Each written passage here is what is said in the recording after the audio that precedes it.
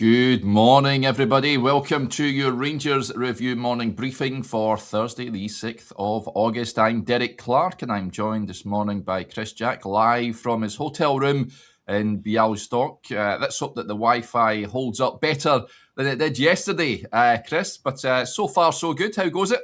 I can see you, I can hear you. If everyone can see and hear me, then we'll get through half an hour and it'll all be fine. Yes. A few technical issues but I took the morning briefing on the road to the brewery downstairs yesterday. It was a day of difficult internet connectivity. Didn't go off to a great start in the brewery bar, but downstairs the signal at the Bialystok training ground wasn't the best either, and just about managed to get the stuff filed from the hotel when we got back here last night. So we got through it. Hopefully today is going to be far more straightforward, and that's before we even talk about the football. Yes, I need to bring this up. Rangers Easy OK gets in touch, says, morning Derek, Chris. My mate met Chris in Sherlock's last night. Hope he isn't rough as a Badgers. Said he's a top man. So there you go. You've been accosted last night by a few beers? I met a few. It's always nice to get out and about and to meet some big fans of the show. Always nice to get a bit of feedback. So it was late on by the time I managed to get finished up last night, probably 10 o'clock or so, back at 10, but I was able to head out. So went to the wee square, so I saw a few fans there, and then went into the aforementioned Sherlock's. I didn't even know that was the name of the place last night, so I'll take his word for it. But that was nice to see a few guys. So I'm just talking about the show, talking about the work that we're doing, obviously the game, their respective travel plans and transfers, which is the main talking point amongst all Rangers fans right now. Yeah, we're expecting, I think you said yesterday, around 700 Rangers fans there or thereabouts. So, fair play to them all heading over there. As we've said before, it's not as you well know, Chris, it's not the easiest place to get to, but hopefully it's going to be a memorable trip. The big game starts tonight. It's 5 p.m. UK time it kicks off, so that'll be, I think, you're at now and ahead, Chris, 6 p.m. over there, I think, that the kick-off time? Yes, 6 o'clock, so I'll probably be in the stadium for about 4 o'clock local time, so keep an eye out on the socials. We'll try and do some pictures and some videos and stuff of the setup there. Put a couple out yesterday it's actually quite a nice stadium, quite impressed with it. They're expecting a if not a sellout, very close to it. A couple of the staff at the club yesterday afternoon were speaking about how important this game is for them, and the manager downplayed their chances in his press conference and said that even if his side are at their best, it may not be enough. But I think the club are up for it. I think the fans fancy it as well. I think they're talking about bringing over 1,000 over to Ibrox next week as well, which is a decent travelling support. So hopefully the atmosphere at both these games is going to be good. Something for Rangers to try and handle a wee bit tonight. I think they'll have to handle the heat as well. It's quite toasty here, and also earlier kick-off as well. It's not as if it's like an 8 o'clock and it's a chance to cool down a wee bit. So to keep an eye out across all the socials, and the Match Centre blog will go live at some point as well, and we'll be right across it ahead of kick-off throughout, and also in the post-match presser. Yes, indeedy. Quick word for our podcast sponsors before I forget. Willows Fencing, the Glasgow-based fencing company you can trust, proud partners of the Rangers Review. If you need a new fence, these are the guys to call, folks. You know that by now. The all-important details are in the description below this video. Right, let's get stuck in, shall we? Well, first of all, rivalry aside, I know Derek McInnes touched on this in his press conference yesterday. Wish Martin O'Neill the very best in his recovery. Was in hospital for an operation, a procedure there. I think echo that. I think health comes first. It's paramount. Even though we call football life and death at times, I think your health is first and foremost the main thing. So hopefully he's on the mend. Derek McInnes then in that press conference yesterday, Chris, he was quizzed on a number of different things. Nico Raskin about whether he could potentially play, which I thought was pretty interesting. But we'll get on to transfers, because that is why people are tuning in. They want to know what is currently happening. Yesterday on the show, Yokota was announced as Rangers' latest signing. Daisuke Yokota, the Japanese player, is taking the number 17 jersey. The big question is, Chris, will he be able to play it this evening?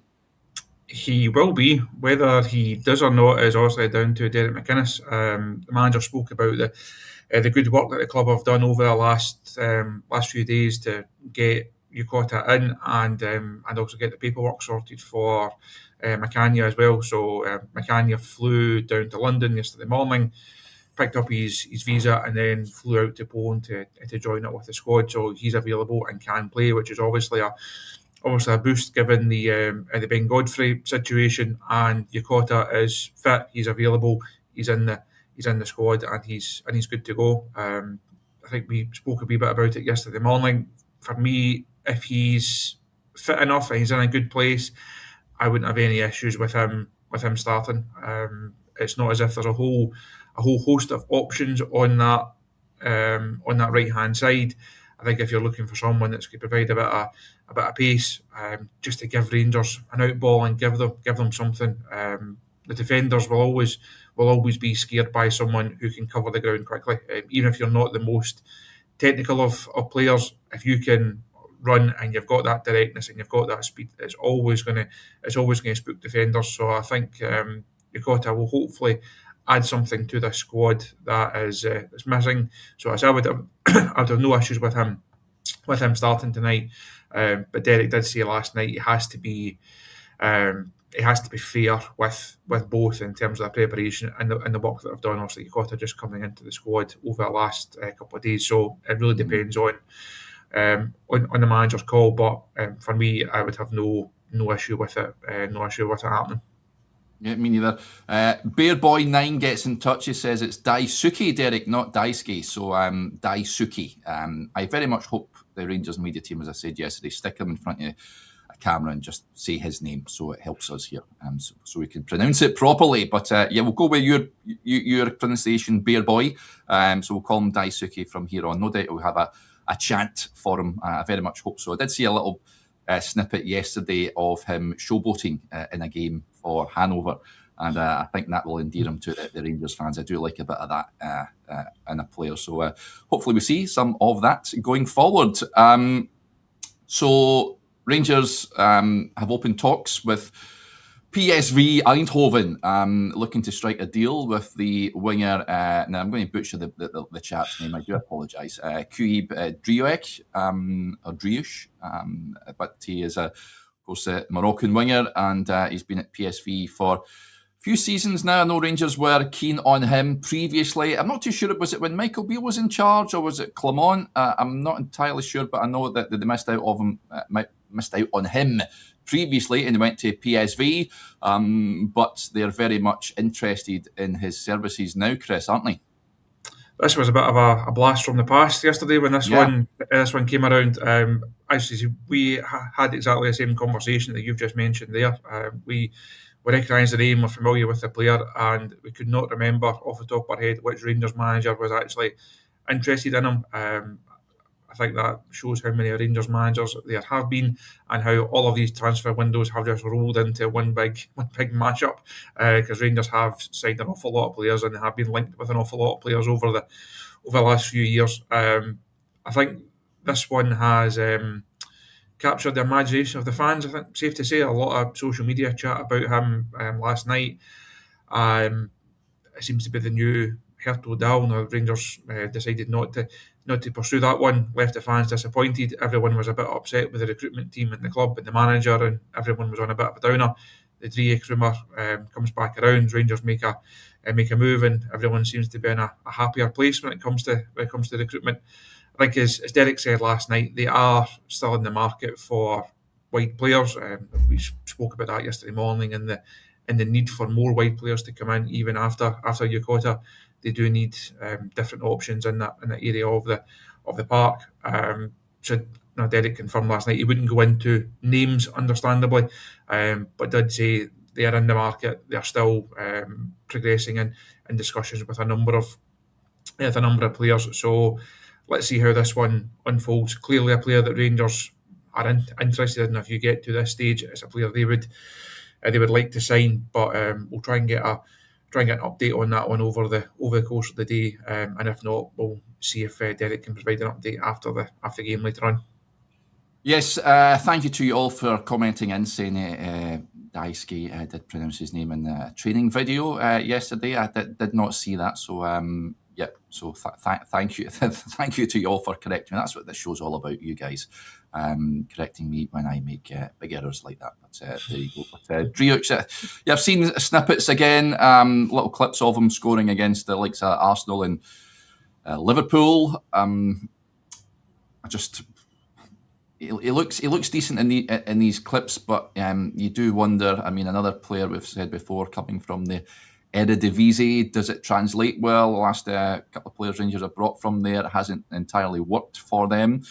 The latest one has departed for Anderlecht, of course, and Oliver Antman. So, yeah, interesting. But Derek McInnes is obviously keen on bringing in more wide players. So, yeah, if they can get more in, I think that is beneficial to the club. I think they still need, with Yokota coming in, you've got Curtis there, still question marks over Gassama, probably room for another, at least possibly two if Gassama is to depart. So one to watch. Other than that, I'm just trying to think, is there any other names that were bandied about yesterday off the top of my head? I'm trying to think. I'm not entirely sure if there was any others. Chris, you're in a better position. I think that's the main ones. Let's see how the day goes. There's always a possibility of other movement.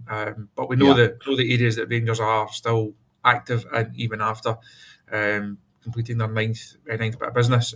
They are, as we've just touched on there, need to sign another wide player, left-sided centre half. I think for me, a more experienced one, someone who's been over the course and distance a wee bit to kind of complement what's there. And left back is obviously an issue in terms of squad depth as well. So plenty more to come, and that's before we get on to the outgoings. And even just in the comments, I see a lot of people rhyming off a number of names. Unfortunately lost by Rami as the latest one. I see a lot of chat about Lyle Cameron. Would be surprised if he's got a long-term future at this club. Conor Barron as well, well down the pecking order. Ross McCausland, we know about a wee bit of interest in him. Again, surprised that that's not been done yet. John Suter, obviously. And the man I'm sure we'll want to speak about, Nico Raskin, who has been integral to so much transfer chat over the course of this summer. But he's here and he's available. Are you starting him tonight? Yeah, absolutely starting him tonight. I had this debate with Blair when the European squad was announced, and he wouldn't have started him because he says it doesn't, given the players that you've brought in, it doesn't look great when you're still playing Nico Raskin ahead of them. My argument is he is still the best midfielder at the club. You play your best players until they're not available. So for me, he starts tonight until he's sold. Simple as. Thoughts? It's a 15, 16, 17 million pound gamble, though, isn't it? If you do just get through this is really important. Rangers get through this tie, because I think no disrespect to Larne and Iberia, but Jagiellonia for me are a stronger side than both those. So I think if you can get through this, I think it's imperative Rangers do that. This should be the most difficult tie that Rangers face in these qualification rounds. But if you are not banking on Nico moving, I don't think Rangers would throw him out the door. But you do run a risk if you play him, and anything happens that could potentially jeopardise a move. You can't stockpile midfielders. If Nico was to remain at the club after the transfer window, there's an awful lot of midfielders there. There's an awful lot of players who are going to be looking for minutes, who are going to be demanding minutes, who are not going to be impressed if they don't get those minutes. So it's a balancing act. I think Rangers would take the position of, yes, he's here, he's available. If we need him, we can put him in. But if you're going to go and bring in a Driouech, or you're going to go and sign Cammy Devlin, or you're going to go and bring in Dan Neil, you have to back these guys to go and win a game like this. If they can't come in and perform in a game like this at this stage, then, without being too harsh, why are they here? If they can't be at this level to go and beat Jagiellonia. Not one of, I think there'll be a difficult test for Rangers, we've discussed that, but not the hardest game that Rangers will play in European competition this season. These guys should be good enough for Rangers to get the job done. So I'm just not convinced that the Raskin situation is worth the risk. Good that he's here. The manager spoke really positively about him last night. He said that if he played the way that he trained the last couple of days, then that'd be great. I think he's enjoyed working with him. Just as the cameras get turned off, I was speaking to Cammy Devlin, and he was asked about the chance to potentially play with Nico rather than against him. Obviously, the two of them have a few battles over the seasons and different sides. Cammy spoke a bit about how good it would be to play with Nico. And then Derek chipped in at the end to say, well, actually, when I spoke to Nico, he was saying, what a great bit of business it is signing Cammy Devlin. And he said, I don't know if he was being honest or not. So I get a light-hearted moment from the manager at the end of the presser. Said, for me, it's good that Nico's here. Shows that he is still invested in the club and that he'll do his bit if called upon. I think Rangers should have enough round about the squad to go and get the job done. If not tonight, certainly over the two legs. Yeah, this is what he had to say on Raskin. He said it'd be great to line up beside him. In the few days he's back in training, he's been back in training, he's really lifted the level of everyone around him. I played against him so many times and had so many battles. There's a lot of talk around him, but he's now my teammate. He plays for Rangers, and it's been really good chatting away with him. Being on the same side is cool, and if we get an opportunity to play together, it would be great. He's a top player. Watching him at the World Cup was so good. Seeing him do well for a massive country, so playing together would be something we'd both really look forward to. So yeah, that's nice words from Cammy Devlin there on Nico Raskin. Do you think you starting Cammy Devlin tonight, Chris? Because the manager does have a raft of options there to pick from. Driouech, I would really want to see him at some point. And then you've got Dan Neil, Tochi Chukwani. What are you doing if you're Derek McInnes?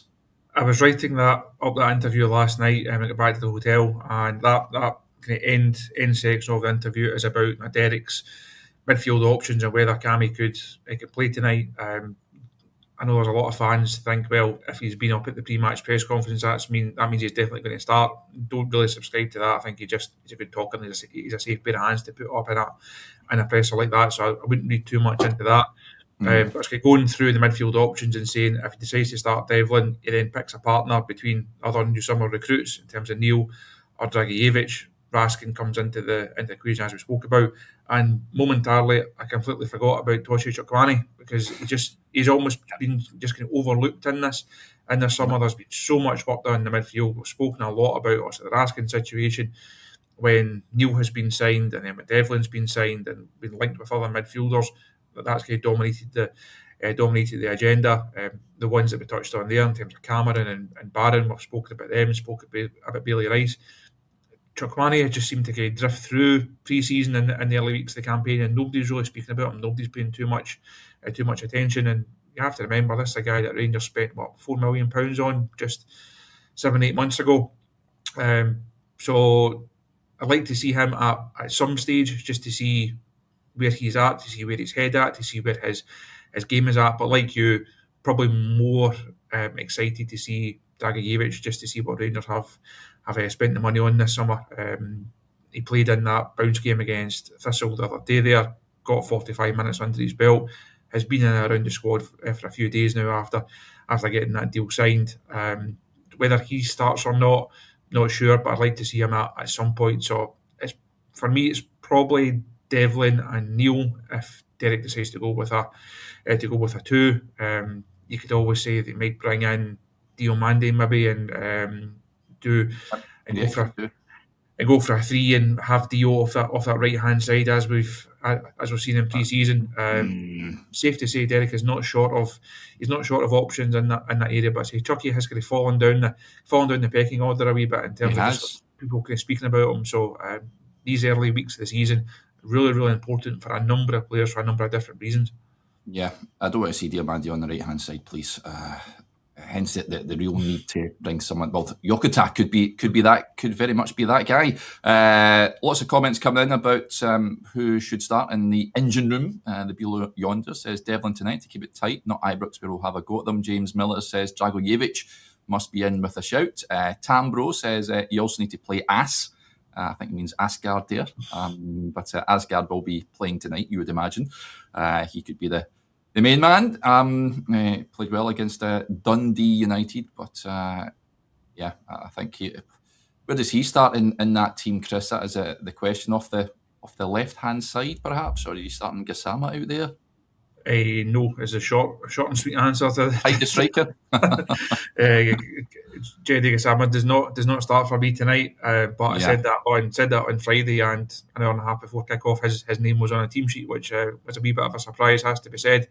I think we'll see Asgard on that left-hand side, not playing obviously as a wide left and playing as a winger, but starting from there and then coming in and trying to pick up those spaces and try and pick up the pockets of play where he can hopefully go and create or get himself another goal.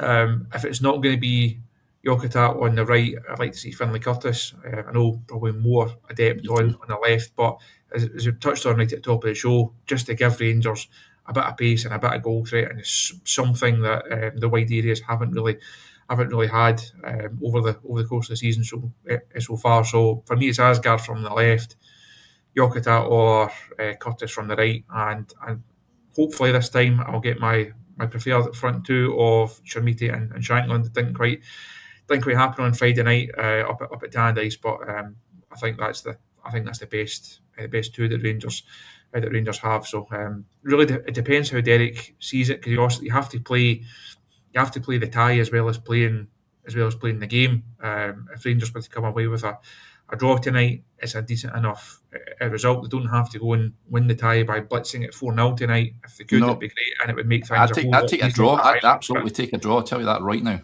I think if you said, look, you'll increase the performance level from Friday night, which is a positive, a step forward, you'll get some good minutes in the tank. Players will improve for the experience and for getting those minutes, and you get a draw, give yourself a foothold in the tie. You would fancy yourself in 7 days' time at Ibrox to go and finish the job and get through to the next round. So it doesn't have to be one tonight, obviously. So it really depends how attacking Derek wants to go. Does he just go with one striker and you then play Asgard, and that maybe brings Diomande into the equation for a midfield slot, and Asgard potentially playing off someone, probably Shankland. So there's options there within the squad. This group is not perfect yet. It's not finished yet. There's still work to be done on it. But Derek does have different permutations and different ways that it can go, and it's really up to him how he sees this first leg. Yep, indeed. In the back line, of course, we very much hope that Kanya is ready. I know he flew down to London to just finalise his visa so that he is available. So he then teamed up with the squad over there in Poland. I think discussed him yesterday, given the Godfrey injury, I think he certainly is a shoe-in to come in. A bit of a baptism of fire, you could say. Now, the thing that worries me is I had a chat on from a supporters group over there in the States that cover Philadelphia Union, Justin Freeberg. Those of you that Rangers Review Extra members can go and watch that. And he gave us some insight into Mac, as they call him over there. He's someone that likes to roam forward and often could leave spaces at the back if he loses the ball. We've already got a guy like that in Manny Fernandez. If we've got two of them, we could be in trouble if they lose the ball, Chris. We don't really need two. One is absolutely two big errors. One's plenty. You have to bear in mind that when Majid was doing that back in the day, he had a solid centre half alongside him when he was doing that. Someone that could do a bit of covering for him. I think it has to be. McInnes tonight. You could go McCrory right back and bring Sterling in and ask him to play centre half. I think if you're going to spend £3 million on McInnes, he's not a kid. He's not someone that's 18 and a bit wet behind the ears and you're bringing him in. He's experienced enough, played enough games, had MD that read the Inside the Deal piece we had on him on the site at the start. I think it was Sunday morning that one went out. There's a lot of detail in that about why Rangers signed him, what kind of profile he is, his career in South Africa, and this really rapid rise that he had in the MLS after a difficult first couple of years. When he came into that side, he really impressed and has got his move off the back of that form. If Rangers are going to spend £3 million on him, again, like I mentioned earlier on with Driouech and Neil, he should be good enough to come into a third round qualifier. He's not someone who has never played a first team game before, so I would be surprised if it's not him. But if it is not to be him and John Sterling comes in, don't have any concerns there at all. Hopefully Rangers will be able to dominate this game and we'll have most of the ball. I think the Jagiellonian will look to try and start quickly. They will try and capitalise, try and get that crowd that we spoke about at the top of the show. All the things that you would expect from a side who are not to be written off. I don't think they are huge underdogs, but it's the feeling round about the club and certainly in the manager's presser yesterday, which was a lengthy old affair. He didn't really say Rangers are there to be beaten. He was very respectful of Rangers, very aware of the level of Rangers. I do wonder if they would take a draw as well and say, look, keep ourselves in the tie, don't do anything silly, and we'll go to Ibrox next week and then try and turn the crowd and try and get at Rangers in a different way. So an interesting evening ahead to see how both managers approach it and what they're going to be happy with come the end of it. Yeah. Bluebells or Blue says, first ever game in Europe, this is McInnes, first ever game in Europe for a guy who has a shaky past with cards as a centre-back gives me anxiety. Yeah, it does like a yellow card or two. Did say that when I spoke to Justin yesterday, he's got a good football IQ, but I think he's going to be someone that, bit like as we touched on there, Bagheera or Amoruso back in the day, he might give you heart palpitations at points. But it'll be interesting to see if he teams up with Big Manny at the back tonight. I think, I think I'd still probably rather that than a McCrory-Sterling combination out there on the right-hand side. That's another dilemma for the manager who he starts out there at right-back. I don't know who I would go with, Chris. It's a toss-up between the two. Who would you select, Sterling or McCrory at right-back? To be honest, I don't know. I like them both. I think they can both do a job. I don't think one is significantly ahead of the other. I think they're very much even. So it really just depends on kind of managing them both through the schedule. We know that Ross is really robust, having also spent a number of years in the Championship, in the English lower leagues now. You know that he can get through the games. You don't have to worry about that. Dujon perhaps still have to kind of manage his schedule a wee bit, just to make sure that he can build himself into the season, really get himself up to speed. There does seem to be this. I've noticed this last week ahead of the United game. A lot of people were saying that Sterling is, as Gary said there, Sterling all day. I think that was quite a familiar theme amongst a lot of the fans, certainly that we saw on socials and as we saw on the show. So I think if the fans were picking a team, a number of them I think would go with Sterling. But for me, there's not an awful lot in it. So I'm not going to fall out with the manager depending on what call he makes there. That's for sure. Yeah. We've been inundated with comments, so I'm going to get to a few of them. First of all, a big hello to, let me scroll up here and get it, to Daniel, or Daniela, I think it is. So she says, hello, Scottish friends. Greetings from Bialystok. May the best team win. Love from Jagiellonia. And she also says it's going to be very hot at 6 p.m. 34 degrees. Dearie me. Pray for Chris Jack over there. You will be in the shade, I'd imagine, because it is there is a roof there. But if you are over there in Bialystok, folks, then please make sure you've got the sun cream on, because it's going to be warm, as you quite rightly pointed out earlier. But that is it. We may even get hydration breaks, Chris. If I can say a beer in the press tribune, then I'm all for a wee hydration break. If I want to stop and give us time to get a sip of a cold lager, that'd be smashing. But are you meaning on the park rather than for us? it's not felt like stiflingly hot. Now, when you go out for a Muggy. walk, you go out for a walk, you know that it's warm, obviously, without sounding daft, but it's not felt like stiflingly hot.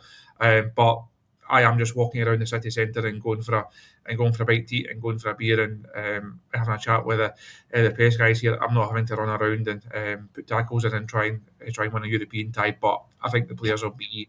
I don't see it being a huge issue.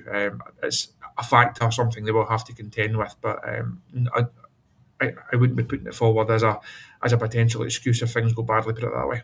Yeah, as a point in from J Boy, whatever floats your boat, buddy. But he says Chris will be cutting about in the buff. So there you go. I don't think he will be doing that, but no, I'm sure you can do some signed pictures if you want one sent out. That's a whole different show. We need to come back on in 12 hours after the Rangers View watershed for that. Just on the issue of that subscription model. Yeah, yes, indeed. Just on the issue of topic of that. If you've not seen it yet, the show myself, Johnny, and Grado is available to all folks. Burrow's greatest DJ says, good laugh with Grado on yesterday's show. I think you should buy a beer and be the new Andy Robbins, he says there. And Mackie with the point says, the big question is, Derek, why didn't we see Grado's cockpit? Well, again, that is... I don't think YouTube would allow that on what is a family-friendly show. But yeah, it does you to go and check it out, folks. It is a right old giggle. Great Showman says, still laughing at that toll story Derek told you. That is near the end of said show. So yeah, do go and check it out. Some interesting points that, well, first of all, Cassie says just on the Sterling McCrory issue, going to be Sterling centre-back and McCrory right-back, but we'll find out at around about 3:45 when the teams come out.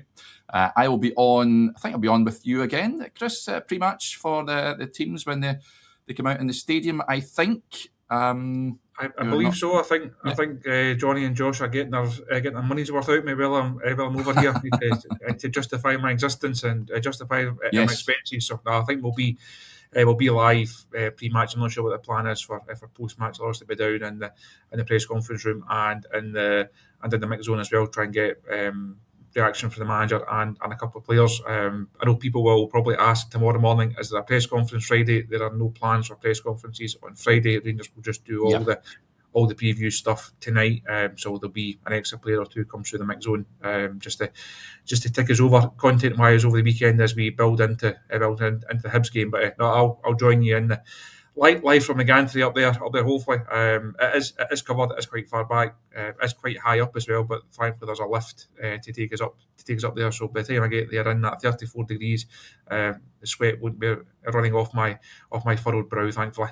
Yeah, and just a heads up, thank you to Aldo who mentioned this. Rangers were keen to get this message out. Remember to get the RTV game booked no later than 1.5 hours before kick-off. He's already sorted. Well done, Aldo. 4 a.m. kick-off in New Zealand. Wow. Always blows my mind the times that Bears are getting up across the globe to watch Rangers in action. But fair play to you, Aldo. And yeah, the match only on Rangers TV tonight, folks. So make sure you get it bought before night. Rangers don't want the sort of the stream clogging up, if you like. We don't want what the show was like yesterday with Chris's Wi-Fi kicking off. So make sure you get the Rangers TV bought if you haven't already done so before 90 minutes before kickoff, and that'll help matters greatly. I started Gordon with the point here. He says, anyone done the Malaga tour going on it today? 29 degrees currently. I've done it, Gordon, a few years ago. I went and done the Malaga tour. It's excellent. I think they're back. Are they back in La Liga? I think did they get promoted last season? They may have done. I'm not too sure, but yeah, you'll love it, Gordon. It was great. Nice wee stadium there. And again, yeah, make sure you get a cap and some sun cream on. Been to Malaga before, Chris? Just been to the airport. I don't think I might have been in the city. Been to airport certainly not been to the stadium. Off the top of my head, can't remember being in the city itself, but certainly been to the airport a couple of times. Most recent one, I think, was the Gerrard pre-season in Fingarola. I'm sure flew into Malaga and then had about a week, 10 days. I think it was 10 days in Fingarola with Stevie G. Very much back in the day, the good old Yes. times. Some good stories from that particular trip, but again, not for a show at this time in the morning. I bet, yeah, Benalmadino and all that's over that neck of the woods, so it's a very busy airport, but yeah, Malaga, cracking city, so enjoy it, Gordon. And there's a point that Bear Boy says, going off on a tangent here, what about Fenerbahce's team last night? Wow, they did win, I think they won 2-0. They've got a number of stars in there. In fact, Turkish football's seen a number of stars heading over, as Mark points out. He says it's Salah to Trabzonspor. Did we miss something there? Would it have been a good signing? Well, I think that's stating the obvious there, Mark. It would have been a blockbuster signing, probably the biggest signing potentially ever. That would have been a Gascoigne-esque signing if he had arrived at Rangers, but he's gone to Trabzonspor. I'd imagine picking up a pretty penny. It looked like he was going to Besiktas at one point, Mo Salah, but he signed for Trabzonspor. So, yeah, it'd be interesting to see how he gets on there. That would have been a real... we talk about marquee signings, but that would have been marquee with a capital M, Chris, if he came to Ibrox. That would have blown the wage budget right out of the water. I think you might have ended up with a couple of unhappy players saying he's picking up how much, and I'm picking up this. I don't think he fits in the wage structure. Good squad player. If you're making a move like that to Turkey, you are going there for financial reasons rather than football reasons. I would assume so. Interesting. That's the move that he's decided to make. But I don't think there's ever a realistic chance from popping up at Ibrox. Unfortunately, it's good. It would have filled a squad space. It would have done a job for us. But I think is John Lundstrom still there, because he was on loan at Hull, wasn't he? Has he moved permanently from Trabzonspor? Haven't seen anything about him moving on permanently.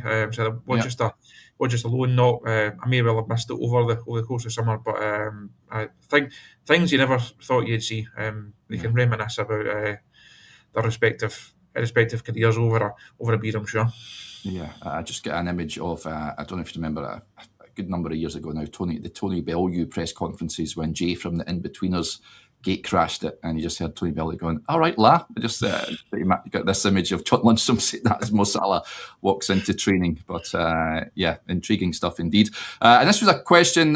We do digress slightly. Apologies, folks, but this was a big question posed when I was on with Blair a few days ago.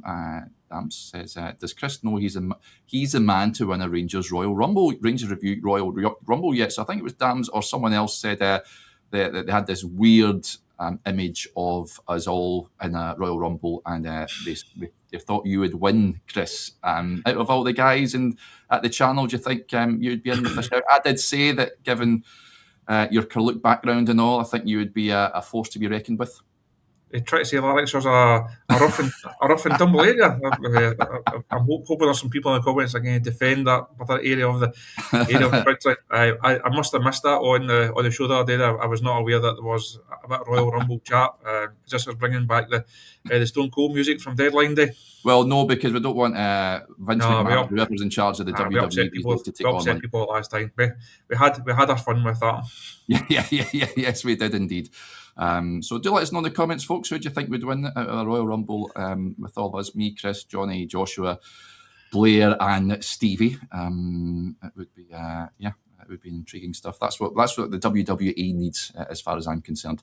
Righty, that will do us there. I'm just going to block this Dublin that's making a few ridiculous comments in the chat. So there you go. He is showing a straight red. Should have done that a wee while ago, but there you go.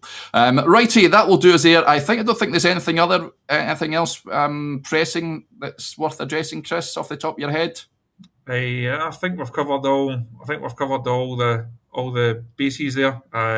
Certainly, I wasn't expecting about a Royal Rumble chat when I logged on this morning. So as we always say, if anybody ever wants proof that this show is live and unfiltered, that's it. We had Wi-Fi connectivity issues yesterday. We've had Royal Rumble chat and transfer chat today. We literally cover all bases here. Yes, we absolutely do. All the big talking points we don't shirk a talking point on this show, that's for sure.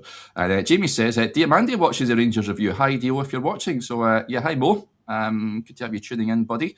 Good luck tonight. If you're part of the playing the playing department, then hopefully you can do the business this evening and take a good result back to Ibrox next week. But that will do us there, folks. You can go and watch the Derek McInnes and Cammy Devlin press conferences over on the YouTube channel, as well as Rangers Dash Show with myself, Johnny, and Grado. And we will be back, as we touched on, around about 3:45 when the teams drop from the, what's it called over there, the Chorlton Arena, something like that? Chorlton Arena, Chorten Arena. So we will, as I said right at the top of the show, we'll have the Match Centre blog up and running. We'll get some content out on the socials, and I will join you once the teams are out as well. So keep an eye out on all the various channels, and we'll catch up later on. Yes, indeed. Right, folks, enjoy your Thursday up to when we're back on, whatever you are up to, and we'll speak again soon. Bye for now.